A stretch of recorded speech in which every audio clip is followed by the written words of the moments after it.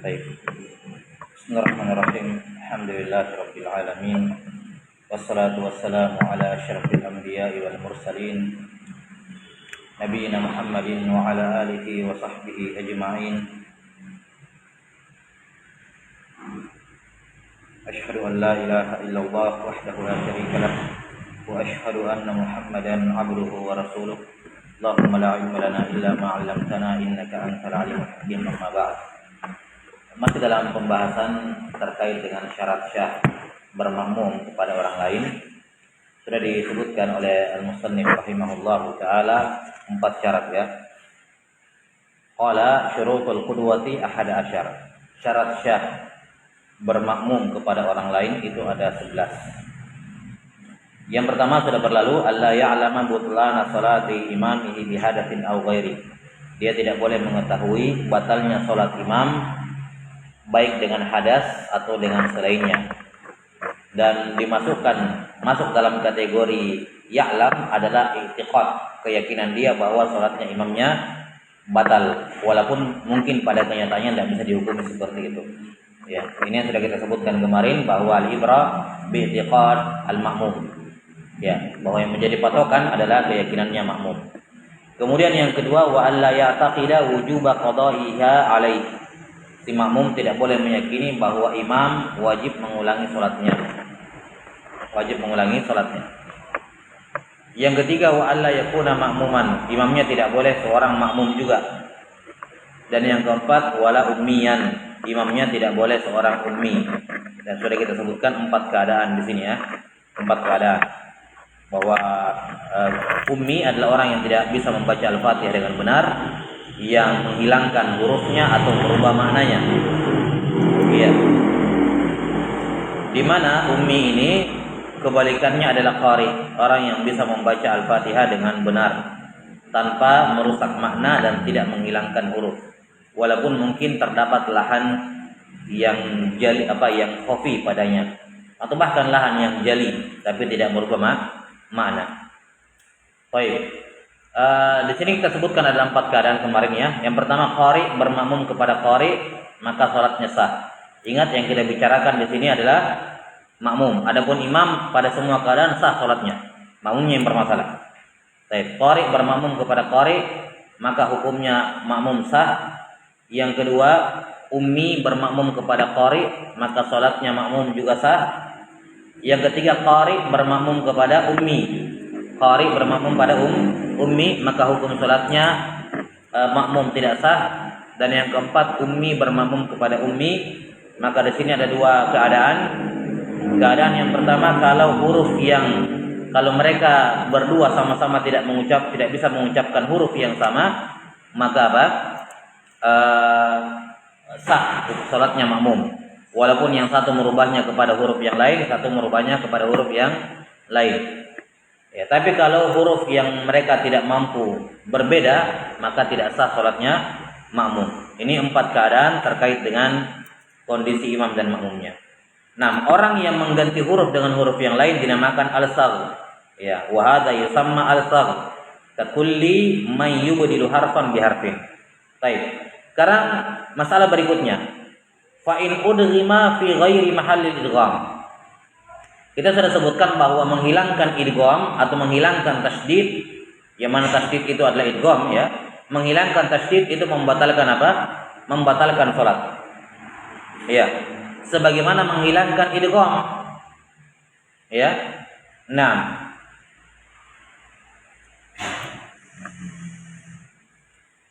Nah, sekarang kebalikannya, bagaimana kalau imamnya mengidgham huruf yang tidak boleh diidgham? Tidak diidgham, dia pergi idgham. Ya. Kata beliau, fa in adghama fi ghairi mahallil idgham. Kalau ada seorang yang membaca Al-Fatihah kemudian dia mengidgham bukan pada tempat yang seharusnya diidgham. Misalnya ka'ayyaqula muttaqin. Lihat, apa yang diidgham di sini? Ya, sin diidgham ke ta. Asalnya kan ihdinas siratal mustaqim. Mustaqim. Kemudian dia baca muttaqin. Berarti sin diidgham ke ta. Itu bukan tempatnya mengidgham. Sin ketemu ta. Summiya arad ta'idhan. Maka ini dinamakan apa? Al-arad. Ya, al-arad. yakni bisa juga dinamakan al-sagh, bisa juga dinamakan arad. Ini bagi yang mengidgham bukan pada tempatnya. Maka aidon kembali kepada apa? Tadi, yakni selain dinamakan al-sagh, dia juga dinamakan arad. Iya. Sudah ya? Dan tentu saja kalau imamnya arad seperti ini, maka tidak sah karena jelas merubah arti. Mustaqim menjadi muttaqim, itu merubah arti, maka tidak sah qari bermakmum kepadanya. Tsumma qala rahimahullah wa tasihhul qudwatu ma'al karahati bit tamtam. Ya. Sah bermakmum kepada imam yang cara membacanya tamtam. Siapa itu tamtam? Syah tapi makruh ya. Syah tapi makruh bermakmum kepada imam yang cara membacanya tamtam. Apa itu tamtam? Wa huwa man yukarriru ta, mengulang-ulangi ta. Jelas ya? Wal fa, orang yang mengulang-ulangi fa, wa huwa man yukarriru fa. Nah, wal wa huwa man yukarriru waw. Ya, dalam waw gitu ya. Nah, wa hakadha sa'irul huruf. Demikian pula mengulang-ulangi semua huruf yang lain, ya. Ini hukumnya sah bermakmum kepadanya tapi makruh. Wa biman yalhanu lahnan la yughayyiru ma'nan. Sebagaimana sah bermakmum kepada imam yang lahan dalam membaca tapi lahannya tidak merubah makna, maka hukum salatnya sah tapi makruh. Baik. Di sini min babil faidah terkait dengan qari bermakmum kepada ummi. Ini yang muhtamad dalam mazhab Syafi'iyah, tidak sah salatnya si qari secara mutlak. Secara mutlak artinya mau pada salat sirriyah maupun pada salat jahriyah. Kenapa? Karena yang menjadi patokan adalah salatnya dia. Di mana imam menanggung salatnya makmum. Ketika imam bermasalah maka tidak sah bermakmum kepadanya. Baik, ini pendapat yang muhtamad dalam mazhab Syafi'iyah. Ketika orang yang bagus Al-Fatihahnya bermakmum kepada orang yang rusak Al-Fatihahnya, maka tidak sah salatnya makmum. Nah, ada pendapat lain dalam mazhab yang membedakan antara salat sirriyah dengan salat jahriyah. Mereka mengatakan kalau pada salat jahriyah boleh qari bermakmum kepada ummi, sah salatnya. Kalau salat sirriyah maka tidak boleh, karena kan baca, ada kedengaran suara imam. Ini pendapat yang lain dalam mazhab, tapi bukan pendapat yang mu'tamad. Ya, bahwa kalau salatnya salat sirriyah boleh qari bermakmum kepada ummi. Ya. Kalau salatnya sirriyah enggak boleh. Baik. Dan seingat saya ada juga pendapat yang mengatakan bahwa yang menjadi patokan di sini adalah imam. yakni selama imam meyakini salatnya sah, ya makmum juga sah. Mau pada jahriyah maupun sirriyah. Jelas ya? Wallahu a'lam bishawab. Tapi pendapat yang mu'tamad dalam mazhab bahwa qari tidak sah bermakmum kepada ummi. Sudah. Qala rahimahullah. Syarat syah makmum yang kelima. Syarat syah bolehnya bermakmum kepada orang lain. Wa alla yataqaddama alaihi fil mauqif. Si makmum tidak boleh berada di depan imamnya pada posisi berdirinya. Ya. Karena itulah yang menjadi sunnah ketika sholat berjamaah adalah makmum harus mundur ke belakang. Kalau makmumnya cuma satu orang, maka makmum berdiri di sebelah kanan. Kemudian sunnahnya makmum mundur sedikit ke belakang. Sunnahnya sejengkal, paling pendek sejengkal. Ya, sunnahnya sejengkal dari tumitnya imam. Sejengkal dari tumitnya imam. Nah, di situ makmum berdiri. Sunnahnya. Boleh lebih dari sejengkal, boleh. Ya, tapi paling jauh adalah tiga hasta. Sebagaimana pada sholat, kalau makmumnya 2 orang, maka 2-nya mundur ke belakang imam. Di mana jarak antara imam dengan makmum yang 2 orang atau lebih di belakangnya disunnahkan tidak lebih dari 3 hasta. Disunnahkan tidak lebih dari tiga hasta. Jelas ya? Ini kita akan terangkan nanti bismillah. Qala rahimahullah al-ma'na anna al-khamisa min syuruti sihhati shalah alla yataqaddama al-ma'mumu bi jami'i ma'tamada alaihi juz'in mimma i'tamada alaihi al-imam fi qiyamin aw ghairi. Sekarang kata beliau rahimahullah, apa maksudnya makmum tidak boleh mendahului imam pada posisi berdirinya? Tidak boleh makmumnya lebih maju dibandingkan imam. Nah, ketika dikatakan imam makmumnya tidak boleh lebih maju, patokan majunya ini apa? Apakah dadanya, ataukah jari jemarinya, ataukah tumitnya? Itu ketika berdiri. Ketika duduk patokannya apa? Apakah patokannya lututnya, tidak boleh lebih maju daripada lututnya imam? Ini terutama bagi yang sholat berdua aja ya, yang berdua. Nah, karena kalau makmumnya dua atau lebih ya, normalnya orang di belakang gitu. Jelas ya? Walaupun kalau misalnya makmumnya dua, satunya di kanan, satunya di kiri, ini juga berlaku. Nah, kata beliau, jadi patokannya adalah alla yataqaddama. Makna kalimat ini adalah syarat kelima dari syarat syah bermakmum adalah alla yataqaddama al-makmum. Makmum tidak boleh berada di depan dari imam. Patokannya apa? Bi jami'i ma'tamada alaihi. Ya. Tidak boleh berada di depan dengan semua bagian tubuh yang dia iktimat, yang dia bertumpu padanya. Ala juz'in mimma i'tamada alaihi imam. Tidak boleh lebih dari sebahagian anggota tubuh yang imam bertumpu padanya. Baik ketika dalam keadaan berdiri fil qiyam aw ghairi. Contoh, para fuqaha mengatakan begini. Pada posisi berdiri, orang yang sholat itu i'timad, bertumpu pada tumitnya. Ya, jadi tumit yang dijadikan patokan ketika seorang sholat berdiri.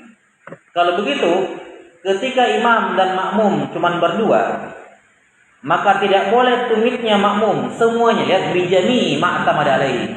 Tidak boleh semua tumit makmum ya mendahului sebagian dari tumit imam.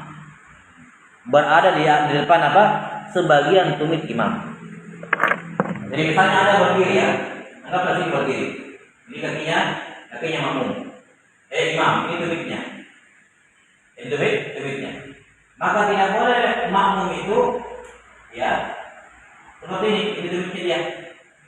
Ini semua tumitnya mendahului sebagian. Dia tidak mendahului semuanya. Jadi tidak mesti begini. Ini tumitnya makmum ya. Dan mesti semuanya melewati semua tumitnya imam. Cukup sebagian. Ada sebagian kecil tumitnya makmum imam di belakang semua tumitnya makmum, maka sudah batal sholatnya makmum. Sudah batal sholatnya makmum. Perhatikan kalimatnya, alla yataqaddama al-makmum bi jami'i. Semua yang dia pakai bertumpu. Apa yang dipakai bertumpu ketika berdiri? Tumit. Jadi semua tumitnya makmum tidak boleh mendahului sebagian dari tumitnya imam. Patokannya.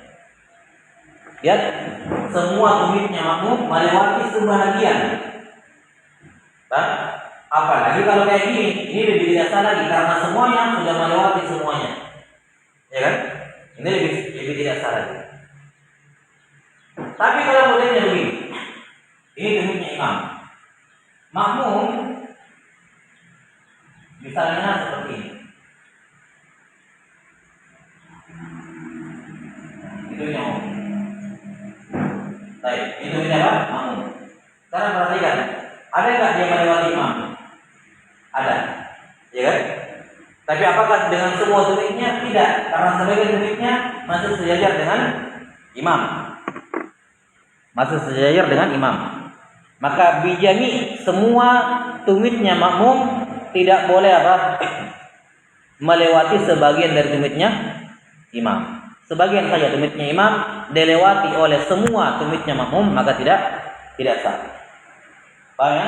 Ya, wallahu taala alam bisawab. Ya.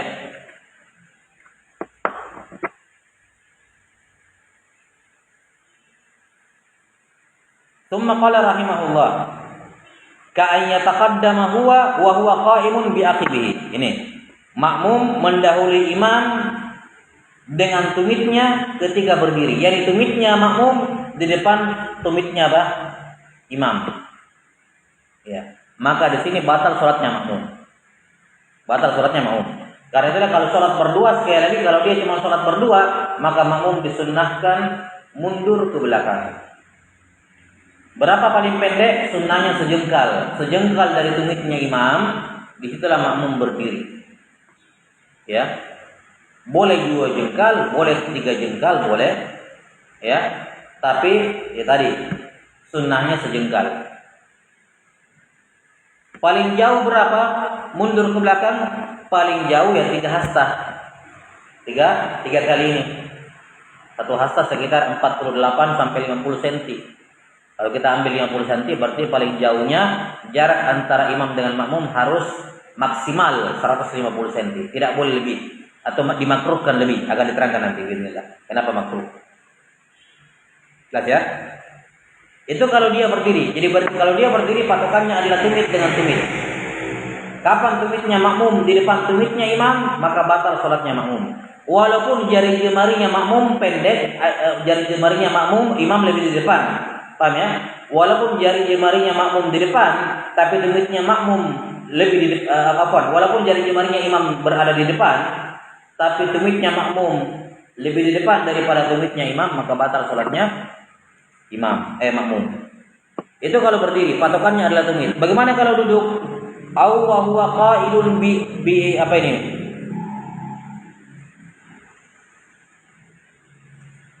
Bi ulyaihi. Ya, ulyai itu panggul. Pantat ya, panggulin 2. Jadi patokannya ketika duduk, misalnya dia misalnya ketika dia berdiri tumitnya makmum di belakang, sedikit di belakang imam. Tapi ketika duduk, tiba-tiba pantatnya makmum lebih di depan daripada pantatnya imam, maka batal salatnya makmum. Ketika duduk. Au wa huwa muttaji'un bi jambihi. Atau ketika salat baring, imamnya salat baring, makmumnya juga salat baring. Lihat sampai sini, maka patokannya apa? Tahu kan? Salat baring, salat tidur miring. Jadi kalau imamnya di sini, maunya sunnah mundur ke belakang tidurnya. Ya. Patokannya apa? Kalau dikatakan dia mendahului jam itu apa? Ya perutnya, berarti seperti ini. Patokannya perut. Aw wa huwa mustalqin bi ra'si. Kalau salatnya istilqa, menghadap ke atas, maka patokannya ukurannya apa?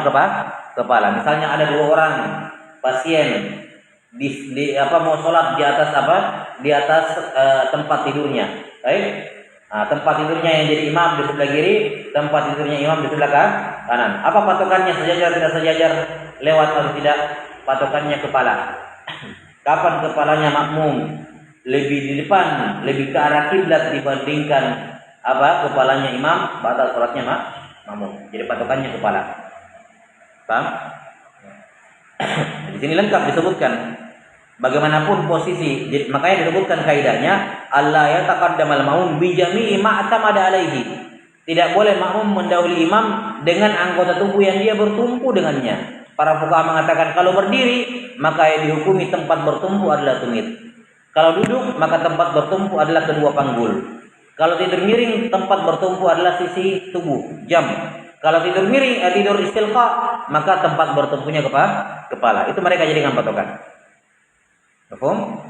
Ya, ini terkait dengan syarat-syarat dari makmum. Nah, sekarang kita katakan bahwa tidak boleh makmum mendahului imam. Sunnahnya mundur sedikit di belakang imam. Kalau sholat sendiri, kalau makmumnya sendirian. Bagaimana kalau makmum sejajar dengan imam? Kata beliau, amma musawatuhu lahu fa makruha.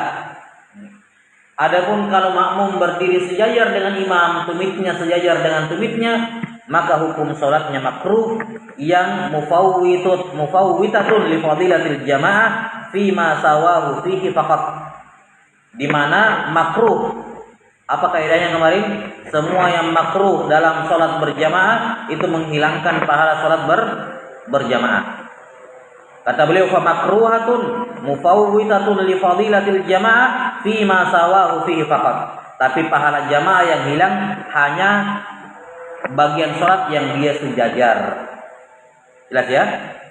Kalau misalnya pas dia berdiri dia tidak sengaja sejajar, makruh. Pas dia sadar sejajar, dia mundur kembali, maka dia kembali mendapatkan pahala jamaah. Jadi kemakruhan yang menghilangkan pahala jamaah, ya, yaitu kemakruhan yang terkait dengan sholat jamaah. Dalam hal ini posisi berdiri. Maka kapan makmum sejajar dengan imamnya, sholatnya makruh dan dia tidak mendapatkan pahala jamaah. Wa kadza yuqalu fi kulli makruhi min haitsul jamaah. Dan ini juga kita katakan pada semua amalan makruh dalam sholat berjamaah. Ini kaidahnya. Semua amalan yang makruh dalam sholat berjamaah, kapan dilakukan tanpa uzur, maka menghilangkan pahala jamaah. Bukan menghilangkan pahala jamaah seutuhnya, tapi menghilangkan pahala jamaah selama dia masih melakukan yang makruh itu. Selama.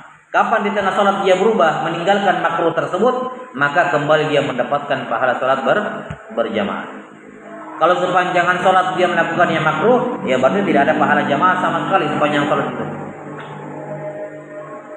Tapi ingat, berjamaahnya tetap sah. Walaupun sejajar, sholat jamaahnya tetap sah. Al-Qudwah, dia tetap boleh mengaitkan sholatnya kepada sholatnya imam. Karena itulah butuh dibedakan dua hal, antara qudwah dengan fadilatul jamaah, antara bermakmum dengan keutamaan sholat berjamaah. Ya, kalau ada orang bermakmum, makmumnya sah dan dia tidak mengamalkan yang makruh, maka jamaahnya sah dan dia dapat pahala berjamaah. Baik. Kalau ada orang bermakmum, dia memenuhi semua syarat makmum, tapi dia melakukan hal yang makruh dalam sholat berjamaah, maka sholat jamaahnya sah, tapi dia tidak dapat pahala berjamaah pada hal yang makruh tersebut, pada perkara yang makruh tersebut. Jelas sampai sini? Maka tidak selamanya orang sholat berjamaah itu mendapatkan pahala jamaah. Bisa jadi jamaahnya sah, tapi dia terhitung sholat sendiri. Kenapa? Karena melakukan hal yang makruh pada sholat berjamaah. Jelas ya? Wallahu a'lam bissawab. Ini hanya dalam masalah pahala sekali lagi. Adapun jamaahnya sah. Makanya kita katakan kemarin pada sholat Jumat, selama dia, kalau dia di rakaat pertama misalnya ikut imam, di rakaat kedua niat mufaraqah tanpa uzur, maka dia sah sholat Jumatnya sebagai berjamaah, tapi dia tidak mendapatkan pahala berjamaah karena dia niat mufaraqahnya tanpa uzur. Kalau mufaraqahnya karena uzur, ya maka tidak makruh. Karena itulah pada dasarnya niat mufaraqah di tengah-tengah jamaah itu makruh hukumnya. Kenapa makruh? Karena dia naik level. Tadinya dia makmum, dia mau sholat sendiri, hukumnya makruh. Beda kalau tadinya dia sholat sendiri, kemudian turun menjadi makmum, seperti yang sudah kita terangkan sebelumnya. Itu turun derajat, tidak masalah. Karena yang kuat merubah menjadi yang lemah. Yang susah itu yang lemah mau menjadi lebih kuat. Itu tidak diperbolehkan, kecuali ada uzur. Wallahu a'lam bissawab. Sudah. Baik. Mimbabil faidah. Sekarang bagaimana caranya seorang itu bermakmum? Kita katakan begini. Kalau ada imam, kemudian datang makmum satu orang, maka disunnahkan dia berdiri di sebelah kanannya, mundur sedikit ke belakang. Sunnahnya begitu. Kalau ada orang berdiri sebelah kiri, sah aja. Jelas ya, sah, tidak ada masalah. Tapi sunnahnya berdiri di sebelah kanan dan disunnahkan mundur sedikit dari imam sejengkal. Sunnahnya sejengkal. Boleh 2 jengkal, boleh 3 jengkal. Paling jauh berapa? 3 hasta, ya, betul-betul di belakangnya imam. Baik. Kalau misalnya di tengah-tengah sholat ada makmum yang kedua datang, paham? Maka makmum yang kedua ini sunnahnya berdiri di sebelah kiri imam, bukan di samping kanannya makmum. Lihat sampai sini, dia berdiri di sebelah mana? Sebelah kiri imam. Kalau memungkinkan ya, kalau memungkinkan di sebelah kiri. Misalnya, tapi kalau di samping kirinya sudah dinding, ya sudah di belakang dia. Tapi sunnahnya makmum yang kedua di sebelah kiri imam. Paham? Setelah makmum yang kiri takbiratul ihram, maka di sini ada dua opsi. Imamnya yang maju ke depan, kemudian mereka berdua mendekat sedikit, jelas ya. Wa imam mereka berdua yang mundur ke belakang. Opsional. Dua-duanya boleh. Paham? Ini. Jadi ini imam. Jelas ya? Kalau makmum satu orang, dia berdiri mundur sedikit ke belakang. Ya. Kemudian makmum berikutnya datang, dia berdiri di sebelah kirinya. Juga mundur sedikit ke belakang. Sunnahnya sejengkal juga. Nah, setelah si makmum yang kedua ini takbiratul ihram, maka opsinya ada dua. Imam yang maju ke depan atau makmum mundur yang ke belakang. Dua-duanya boleh. Tapi yang afdolnya, kalau dikatakan yang mana yang paling afdol, afdolnya makmum yang mundur ke belakang. Jelas ya, karena mereka yang mengikut. Afdolnya apa? Makmum yang mundur ke belakang. Apalagi pada banyak keadaan, imamnya misalnya pakai sutra, susah untuk maju. Maka mereka berdua yang mundur ke belakang. Jelas sampai sini? Nah, kalau misalnya di sebelah kiri tidak memungkinkan dia berdiri, ya, dia sudah mendapati ada dua orang sholat berjamaah. Terus ada orang yang kedua datang, makmum yang kedua datang, di sebelah kiri tidak bisa, tembok, atau ada orang yang sholat di samping, masih ada orang sholat, misalnya yang masbuk ya, nah, masih ada orang di sebelah kirinya, maka dia berdiri di belakang imam, di belakang imam, di belakangnya juga apa? Ini orang, kalau dia cuma satu langkah ya, cuma satu sejengkal tok, ya, maka dia berdiri di belakang sini. Nah, ketika dia berdiri di belakang sini, dia harus takbiratul ihram dulu, baru narik orang mundur ke belakang. Dia kasih kode ke belakang, paham ya? Dia kasih kode untuk mundur ke belakang. Tapi ingat, dia memberi kode setelah takbiratul ihram. Dia takbiratul ihram dulu, baru narik orang ke belakang. Jangan narik orang dulu ke belakang, orang yang sudah mundur, baru dia apa? Takbiratul ihram, jangan, karena itu akan membuat sholat orang ini makruh. Dia berdiri sendirian di belakang shaf. Ya, termasuk perkara yang makruh, berdiri sendirian di belakang shaf. Paham sampai sini? Ya, maka dia harus takbiratul ihram dulu, baru narik orang ke belakang. Jangan narik dulu baru dia takbir, jangan. Takbir dulu baru narik orang ke belakang. Jelas sampai sini? Wallahu a'lam bishawab. Baik, kalau misalnya langsung 3 orang datang, langsung 2 orang datang dari awal sholat, ya sudah mereka langsung berdiri di belakangnya. Paham sini? Nah, makanya tadi perhatikan, ketika makmumnya sendirian, disunnahkan mundur sedikit ke belakang. Jangan total di belakang, karena dia dianggap berdiri sendirian di belakang shaf. Paham tadi? Ya, maka sebaiknya mundur sedikit ke belakang. Supaya seakan-akan dia masih satu shaf dengan imam, cuman dia harus mundur karena dia makmum, mundur dikit. Makanya sunnahnya cuma mundur sejengkal, enggak lebih. Ya, kalau lebih boleh juga, tapi sunnahnya sejengkal, enggak terlalu jauh posisinya dari imam. Nah, kalau langsung datang berdua, maka langsung berdiri di belakangnya. Jelas ya? Langsung berdiri di belakangnya. Di mana jarak antara imam dengan 2 orang makmumnya tidak boleh lebih dari 3 hasta. Tidak boleh lebih dari 150 cm. 3 hasta nih, 3 kali. Paham? Tidak boleh lebih. Paling maksimal itu. Sunnahnya mendekat. Sunnahnya mendekat. Kalau jarak antara imam dengan makmum di belakang lebih dari 3 hasta, maka sholat jamaahnya makmum sah, tapi dia tidak mendapatkan pahala berjamaah. Kenapa? Karena jarak antara imam dengan makmum kalau lebih dari 3 hasta, maka itu makruh dalam sholat berjamaah, dan itu menghilangkan pahala berjamaah. Paham ya? Karena itulah penting diperhatikan ini. Kadang imam di depan, terus makmum di shaf pertama terlalu jauh dari imam. Kalau kita ukur tumitnya makmum ke tumitnya imam, itu lebih dari 3 hasta. Paham ini? Kita ukur tumitnya makmum di shaf pertama dengan tumitnya imam di depan, ternyata lebih dari 3 hasta, 3 kali ini, 150 cm. Jelas ya? Maka seperti ini sholat jamaah yang sah, tapi dia kehilangan shaf yang pertama ini, kehilangan pahala sholat berjamaah. Demikian pula shaf kedua dengan shaf yang ketiga, tidak boleh lebih dari 150 cm, tidak boleh lebih. Kapan shaf ketiga lebih, maka di shaf yang ketiga yang kehilangan pahala berjamaah. Shaf yang kedua tidak, shaf pertama tidak, kalau dekat dengan maksimal 150 hasta dari imam. Jadi patokannya tumit. Dan demikian seterusnya. Jelas ya? Dan kalau misalnya Di saf pertama ini, saf pertama misalnya bersambung semuanya. Terus tiba-tiba ada saf yang longgar begini. Yang mana saf longgar ini cukup untuk masuk satu orang di antaranya. Ya, di sini imamnya, paham ya? Di sini imam kan membentuk saf ya. Kemudian di sebelah kanan tiba-tiba ada saf yang begini renggang, di mana di antaranya bisa masuk satu orang. Maka yang ini ke sana nggak dapat pahala berjamaah. Salat jamaahnya sah, tapi dia kehilangan pahala berjamaah karena safnya dihukumi terputus. Paham ya? Safnya dihukumi terputus. Paham? Tidak dapatkan pahala berjamaah. Nah, demikian pula kalau ada orang saf di depan belum penuh, masih bisa satu kosong di ujung, masih bisa.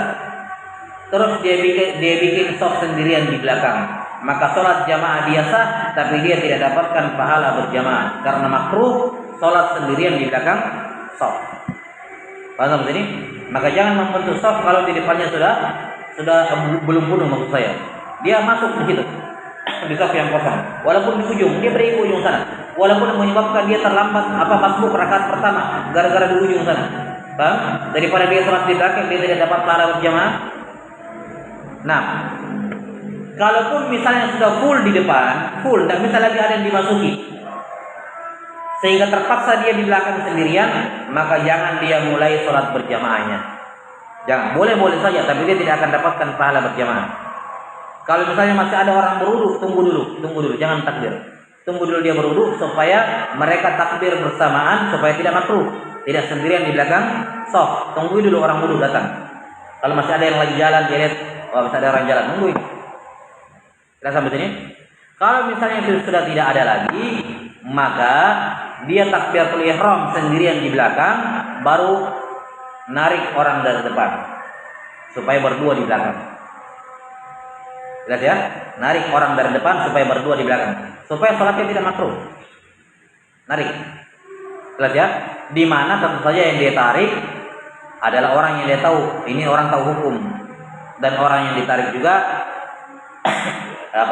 rela ya gitu, untuk mundur ya, untuk menemani. Di mana walaupun dia kehilangan pahala shaf di depan, tapi dia mendapatkan pahala dari sisi lain karena menolong orang sholat agar tidak sholat sendiri. Paham ini? Jadi tidak boleh menarik sebelum takbiratul ihram. Takbiratul ihram dulu baru narik orang dari depan. Ya, karena kalau dia tarik orang dari depan sebelum dia takbir, ini orang yang ditarik sendirian, kasihan, sendirian di belakang shaf, makruh sholatnya. Paham ya? Ya, ini beberapa hukum terkait dengan masalah sholat pengaturan shaf dalam sholat berjamaah. Wallahu taala alam bissawab. Sudah. Tsumma qala rahimahullah, syarat syah bermakmum yang keenam. Wa ayya'lama intiqalati imami.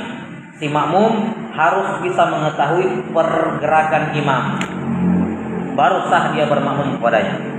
Al-ma'na anna sadisa min syuruti sihhatil qudwah. Ya, makna kalimat ini adalah syarat yang keenam dari syarat syah bermakmum adalah ayya'lamal ma'mum ay aw yadhunnu intiqalati imamah. Ya, dia si makmum harus tahu atau minimal menduga dengan dugaan besar pergerakan imamnya. Bagaimana bentuknya? Dia mengetahui, yakin mengetahui pergerakan imam. Misalnya dia langsung lihat imam di depan, dia pertama dua, atau misalnya dia di belakang tapi ada kamera, ada video ya, ada sosok perempuan di lantai kedua. Mungkin suara imam tidak kedengaran, tapi dia lihat visual imamnya. Baik, namanya alam.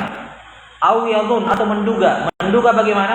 Misalnya sofnya panjang ke belakang, soft paling terakhir nggak dengar gerakan imam, nggak lihat juga, tapi dia lihat soft di depannya sudah bergerak. Berarti apa? Yadhun, dia menduga sudah. Dugaan besar sudah itu. Jadi intinya makmum harus mengetahui pergerakan imam qabla an yashra'a fi rukni tsalits. Sebelum imam bergerak ke rukun yang ketiga. Ya. Kalau misalnya makmum mengetahui pergerakan imam setelah imam berada di rukun yang ketiga, maka batal sholatnya makmum. Karena sudah berlalu kemarin apa?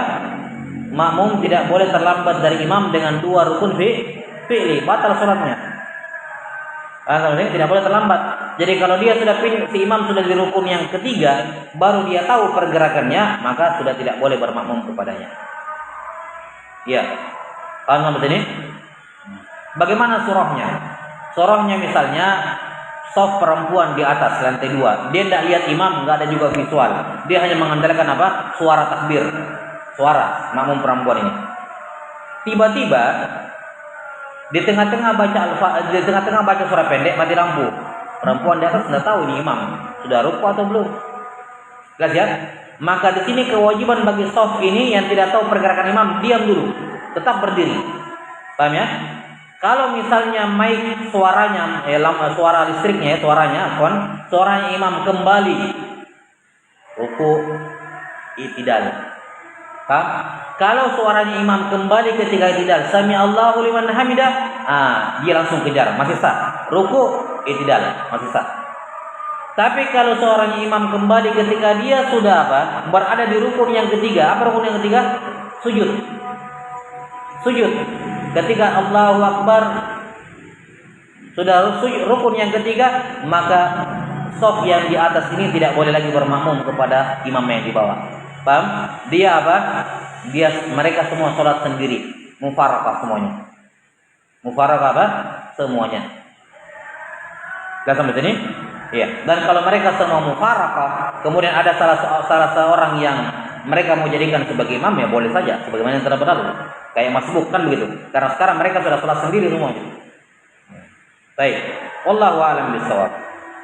Jelas ya. Jadi kalau kehilangan pengetahuan terhadap pergerakan imam, dia tunggu dulu. Kalau memang tidak balik-balik, ya sudah mufaraqah. Ini kayaknya, ini dugaan saya, sudah lama ini imam sudah lama mati lampu ini, sudah berapa misalnya? Sudah semenit, 2 menit. Itu mati lampu kayak gini ini, itu pasti imam sudah sujud. Bahkan 1 menit aja paling ya. Ya, dari baca surah misalnya surah pendek misalnya kan, kita bisa perkirakan ruku sedikit, i'tidal, sujud. Itu kalau 1 menit saja mati lampu, itu sudah fix imam pasti sujud. Nah, ini sudah sudah niat salat sendiri, sudah mufaraqah. Tapi kalau baru 10 detik atau beberapa detik langsung nyala kembali, masih bisa ini. Biasanya tinggal dengar aja. Sami Allahu liman hamidah. Oh, masih. Berarti dia kembali bermakmum, kejar. Langsung ruku, langsung i'tidal. Karena dia masih belum terlambat dengan 2 rukun fi'li. Paham ya? Baik, bagaimana bentuk mengetahui pergerakan imam? Bi ayyarahu. Dia langsung lihat imam secara langsung. Au ba'dal ma'mumin, atau dia melihat makmum yang di depannya. Au yasma'u sautahu, atau dia mendengarkan suara imam. Au sautal muballigh, atau suara orang yang menyampaikan suara imam. Walau ghaira musallin, walaupun yang menyampaikan suara imam bukan orang yang sholat. Walaupun ada tugasnya, misalnya ya, ada orang yang sudah selesai sholat ya, datang ke sholat jamaah, terus mati lampu, ya, dia inisiatif untuk memanjangkan suara imamnya bilang Allahu Akbar, dia teriak sendiri Allahu Akbar gitu. Nah, ini walaupun bukan orang yang sholat yang menyampaikan suara imam, maka boleh. Ya, wallahu taala alam bissawab. Sudah ya? Kata beliau rahimahullah, kalau misalnya dia mau mendengar suara muballigh, maka ada syaratnya. Ada syaratnya mengikuti suara muballigh. Washtarata Ibnu Hajar fil muballighi ay yakuna adla riwayah. Ibnu Hajar mempersyaratkan orang yang menyampaikan suara imam harus adlu riwayah. Artinya tidak boleh anak kecil. Nah, karena anak kecil bukan walaupun mumayyiz, tapi dia bukan adlu riwayah. Paham? Jadi kalau ada anak kecil teriak Allahu Akbar, tidak boleh diikuti. Jelas ya? Tidak boleh diikuti oleh si makmum. Wa khalafahu ba'dhum, ya, diselisih oleh yang lain, yaitu Nuruddin Al-Halabi. Fa qala yakfil fasiq idza taqada sidqahu. Atau misalnya yang menyampaikan suara imam adalah penjudi, dia ikut salat tapi dia ditahu ini orang penjudi, maka menurut Ibnu Hajar tidak boleh diikuti. Kata Al-Halabi boleh diikuti, walaupun dia fasik, yang penting dia meyakini dia jujur. Oke, dia pemain judi, tapi masalah sholat tidak mungkin dia main-main, gitu ya. saya percaya sama dia, maka ikuti. Ya, wallahu taala alam bisawab. Dan begini, nah, naktafi hadzal qadar sallallahu ala nabiyyina Muhammadin wa ala alihi wa sahbihi wasallam.